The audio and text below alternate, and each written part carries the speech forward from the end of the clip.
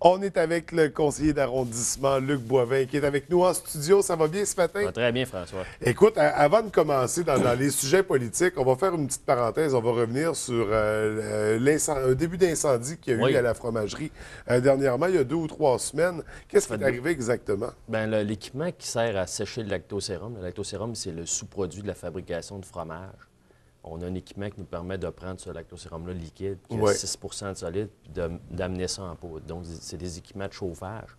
Puis à l'intérieur, ça a carbonisé. Donc, ça OK. fait de la fumée, ça salit pas mal. Donc, Mais c'est c'est ça, plus de peur peur que de ouais. mal, mais c'est des opérations de nettoyage qui sont quand OK. même assez longues à faire. Ça fait que là, il n'y a pas de conséquences à tout ça. C'est arrivé quand c'est arrivé. Ça n'a pas Ouais. laissé de traces. Donc, la production a pris son cours régulier. À part du lavage, puis... À part du lavage, puis de l'encre dans les Ouais. journaux. Il faut dire que ça inquiète toujours quand Ouais. quand les gens, nos employés sont avertis quand il y a présence de fumée d'appeler tout de suite les pompiers, de ne pas attendre. Ouais. Et quand Fromagerie Boivin appelle les pompiers, c'est pas un petit camion, là, c'est l'armada qui arrive. Oui, oui. Puis avec l'incendie qu'il y avait eu, c'est certain que les gens sont un peu plus sensibles avec tout ça. Effectivement. Donc c'est pour se permettre une parenthèse pour la fromagerie Boivin. On est content de savoir que la production a repris son cours. Oui. On va y aller avec les dossiers politiques un peu, Oui. mais avant de parler de l'été, on va revenir un peu sur les derniers événements. Oui. Dernièrement, tu as été nommé responsable du comité de la pêche blanche. Qu'est-ce qu'il y a à surveiller là, pour la pêche blanche les prochaines saisons? Le plus important, c'est tout l'aspect de la réglementation. Reviser toute la réglementation. Donc, le comité, c'est un comité multiressources où les pompiers, les polices, les gens de l'urbanisme, les gens du génie travaillent ensemble pour arrimer la réglementation. Parce qu'il faut se rappeler que Pêche Océan Canada donne à Ville de Saguenay le mandat de mettre en place la pêche blanche sur son territoire. Ça a toujours été comme ça. Mais on a des grosses responsabilités vis-à-vis ça au niveau de la sécurité, au niveau de l'aménagement. Mais souvent, bien, il faut ajuster le règlement. Par exemple, là, cette année, ça a fait l'objet de beaucoup de discussions, mais la question des fameuses balises par rapport au chenal. Donc, l'arrimage du règlement versus les zones qui sont à risque. Donc, on va tout reviser ça. On est en train de travailler. Déjà, il y a eu 2 réunions qui ont eu lieu au comité pour faire tout l'ajustement, puis aussi là, travailler au renouvellement du protocole d'entente là, avec les gens de Contact Nature là, qui ont pris en charge cette année là, l'activité. C'est ça, donc il va y avoir une évaluation de la dernière saison, j'imagine, pour... Il y a un post-mortem qui a déjà été fait par les gens de Contact Nature, par nos différents services. OK. Puis au courant de l'été, là, on va tout faire le réaménagement de la réglementation. Il y avait des petites choses qu'on voulait regarder, puis aussi comment bonifier l'activité de pêche. Là. Donc, c'est déjà confirmé le retour de Contact Nature pour la prochaine saison? Bien, écoute, on travaille là-dessus. Les gens de Contact Nature ont un intérêt, les gens de la Ville ont un intérêt. Il s'agit à revoir un peu là, comment va fonctionner tout entre autres l'aspect des communications, qui prend en charge quoi, l'opération de déneigement, qui prend quoi. C'est tout ça qu'il faut reviser ensemble, là, mais les deux groupes ont vraiment une volonté de travailler ensemble. Donc, on revoit toute la réglementation. Absolument. Il pourrait y avoir de la nouveauté pour la prochaine saison. Des petites nouveautés. On cherche toujours à bonifier l'activité. Ouais. Je pense que les gens de Contact Nature sont à l'écoute là, des demandes des pêcheurs. Puis, des pêcheurs et des usagers, parce que là, ça regroupe beaucoup de gens maintenant. Oui, c'est une activité économique qui est super importante pour l'arrondissement. On parle de cette année à peu près 1200, 1100, 1200 cabanes qui étaient installées sur le fjord. C'est pas rien, c'est pas petit. Puis il faut le faire de manière conforme et sécuritaire. Oui, absolument. Donc, de la nouveauté à surveiller au niveau de la pêche blanche, on aura l'occasion d'en reparler. D'ici là, on va parler un peu du CLD. On sait que tu es juste en tant que président. Le CLD va être fusionné à Promotion Saguenay, mais mets-nous un peu de l'ordre dans tout ça. En fait, le plus important, c'est de maintenir les services actuels au niveau des entrepreneurs. Donc, les entrepreneurs qui ont besoin du service du CLD, ce matin, ne vous inquiétez pas, les mêmes services sont disponibles. OK. Il y a déjà eu une coupe de budget importante qui a eu lieu là, au courant de l'année. On parle de 45 du budget du CLD qui a été amputé par le gouvernement du Québec. Ce qu'on a fait, on a revu dans l'ensemble le budget pour diminuer les dépenses. Entre autres, là, le bureau qui était ici à la baie dans les locaux juste en dessous de nous. En dessous de vous. Bien, on a plutôt préféré mettre un bureau disponible au niveau de l'arrondissement de la baie dans l'hôtel de ville. Donc, c'est toutes des paquets de petites économies comme ça qu'on a trouvées. Il y a eu l'abolition de certains postes aussi. Mais je tenais absolument, puis la directrice générale, Claudia Fortin, travaillait fort pour s'assurer que le service qui est donné direct, le service direct aux entreprises, soit maintenu. C'est ça qu'on a fait. Maintenant, la loi est passée. l'abolition des CLD est annoncée, c'est officiel, là, la loi s'est sanctionnée. Donc, suite à cette sanction-là, on transfère les services dans l'organisme de développement économique qui existe déjà dans notre ville, qui est Promotion Saguenay. Quelle forme ça va prendre à l'intérieur de Promotion Saguenay? On est en train de le voir. Il n'y a pas de presse, il n'y a pas d'urgence. Comme je le dis, les services sont maintenus. C'est les mêmes bureaux. On n'a même pas enlevé les pancartes encore. Ça va se faire graduellement, là, en douceur, pour justement là, brasser le moins de choses possible. Parce que le CLD de Saguenay, ça allait quand même bien. Les services qui étaient donnés, les fonds, la gestion des fonds qui étaient faite par le CLD de Saguenay, était une gestion qui était exemplaire, puis ça, il faut que ça soit maintenu. Les comités d'investissement, les tables de mentorat qui étaient en place, tout ça demeure. Les gens, les bénévoles ont tous confirmé l'intérêt de continuer de poursuivre là, à travers la nouvelle structure. Donc, on maintient le service. Ça pourra prendre une forme différente, j'imagine. En gros, là, c'est le conseil d'administration qui va changer. Avant ça, le conseil d'administration, c'était des élus, pour la plupart. Il y avait des élus du conseil de ville qui étaient là. Il y avait quelques délégués qui représentaient, par exemple, le secteur agricole, il y avait le secteur communautaire. Maintenant, l'ECA va changer pour l'ECA de Promotion Saguenay. Donc, les gens disaient ne faut pas politiser le CLD. Bien, excusez-moi, mais le CLD était déjà politique. Là. Le conseil d'administration était composé d'élus. Ce qui est important de maintenir, puis ce qui est important de garder, c'est justement, j'appelle ça le secret bancaire, là.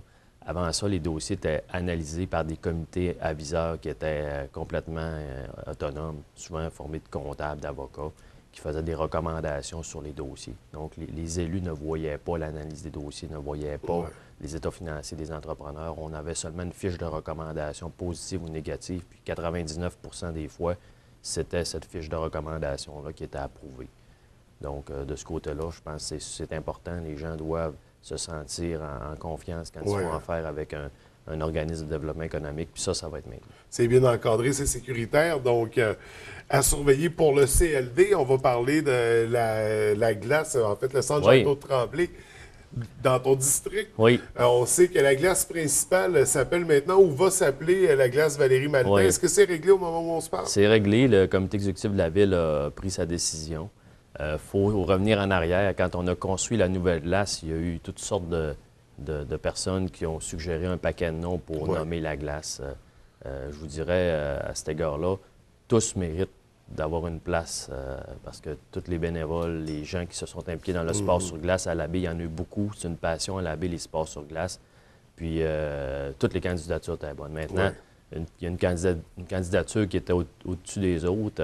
Le club de patinage, les F-18, quand on a construit la nouvelle aréna, c'était manifesté, mais on avait pris position politique à ce moment-là pour dire non. L'aréna va demeurer le complexe. C'était l'aréna Jean-Claude Tremblay, c'est devenu le complexe Jean-Claude Tremblay. Fait que Jean-Claude Tremblay est encore là. Jean-Claude Tremblay est encore là. C'est le complexe Jean-Claude Tremblay qui a 2 glaces. Puis on avait nommé la glace, l'ancienne glace, qui était celle de Jean-Claude Tremblay, là, on l'avait nommée glace 1, puis la nouvelle glace, on l'avait nommée glace 2. On se rappelle, la demande du club des F-18 avait eu lieu quand Valérie avait fait les Jeux olympiques de Vancouver. Il y avait eu d'autres demandes pour introniser Valérie. Puis là, je te dirais, en plus de tous les mérites qu'elle a, d'avoir fait 2 Jeux olympiques, médaillée olympique, elle va probablement faire un des 3e Jeux olympiques. Elle est bien partie pour ça, mais c'est une fille qui s'implique beaucoup auprès des jeunes. Chaque fois qu'elle vient ici à l'Abbé, elle va faire son tour au club des F-18, elle va patiner avec les jeunes. Puis on regarde le club est en santé, le club progresse bien, puis je pense que c'est un peu une icône pour ces jeunes-là. Donc, c'était la moindre des choses. La maire a rencontré la présidente du club des Anneaux, pas des Anneaux Bleus, mais des F-18. Puis elle a dit, regardez, on pourrait être dessus. Puis le maire a dit, oui, on y va. Puis on est rendu là. Donc, au courant peut-être du mois d'août, pendant la période d'inscription, on va faire une petite cérémonie. C'est les gens des F-18 qui vont organiser ça. Puis le personnel politique là, va être là. Les gens, le président d'arrondissement, les élus de la place seront là, probablement M. le maire aussi. Là. Et là, la question que tous se posent, qu'est-ce qu'on fait avec la glace numéro 2? Bien, écoute, il ne faut pas être pressé, je pense. Il faut laisser le temps faire les choses. Est-ce qu'il y a des gens qui méritent... il y a beaucoup de grands noms qui ont passé, puis là, j'en nomme quelques-uns, mais tu sais, Jeannot Gilbert, on m'en a parlé.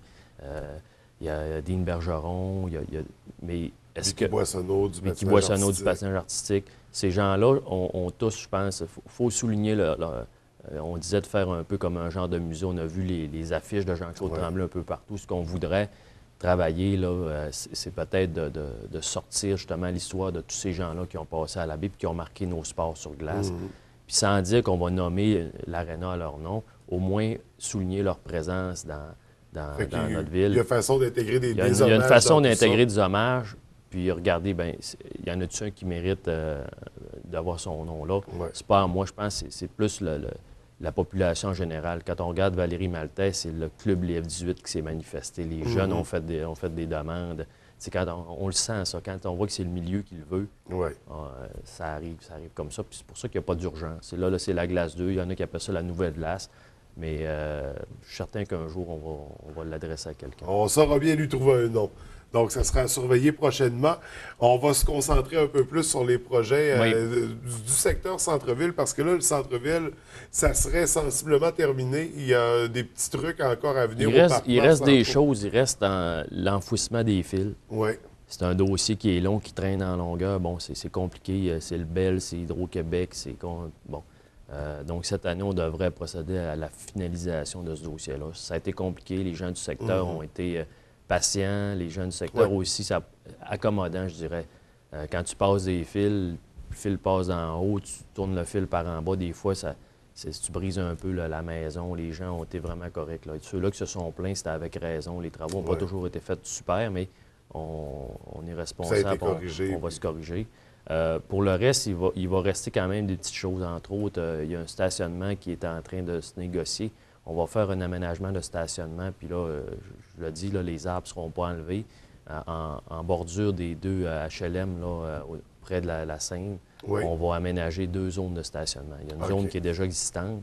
Il y a des conteneurs, des poubelles qui sont là. C'est prévu dans ce plan-là de les enfouir. Donc, il n'y aura pas de présence de conteneurs visibles. Ça va être des conteneurs semi-enfouis. Oui. Mais là, comme on n'est pas sur le terrain de la ville, ça fait déjà maintenant 2 ans que la demande est adressée au niveau du gouvernement du Québec, qui est propriétaire du secteur, pour faire un bail amphidiotique. C'est long, les avocats au Québec, je ne sais pas c'est qui dort au gaz là-bas, là, mais il y en a un qui dort, il dort sur la switch, comme on dit. Les procédures sont complètes. L'argent est là, puis on va faire réaménager la zone de stationnement des 2 côtés pour s'assurer d'avoir plus de stationnement dans le secteur. Ouais. On a d'ailleurs fait une consultation publique auprès des commerçants cette semaine, là, la semaine passée, pour justement regarder là, le réaménagement des stationnements, puis s'organiser que tout le monde y trouve leur compte là, dans ce qu'on a comme aménagement. Parce qu'avec l'Agora, là, le besoin en stationnement devient plus grand. C'est un ensemble, puis c'est des heureux problèmes, je dirais. Là. Si on regarde la croissance phénoménale de Derry Télécom, une entreprise qui est un fleuron à la baie, bien, il y a beaucoup de gens qui travaillent chez vous. Ces gens-là se stationnent dans le centre-ville. Donc, c'est de travailler tout le monde ensemble, les commerçants. On parle de l'école Sainte-Thérèse quand ils ont fermé l'école Georges Vanier. Il y a eu des professeurs qui ont déménagé. Donc, les besoins en stationnement sont connus. Il faut les analyser. C'est fait chirurgicalement. Alors, regardez, bon, ben toi, tu as besoin de tant de cases, comment est-ce qu'on aménage ça? Puis, on fait des petites choses qui paraissent pas tant que ça, mais qui ont des résultats probants, là.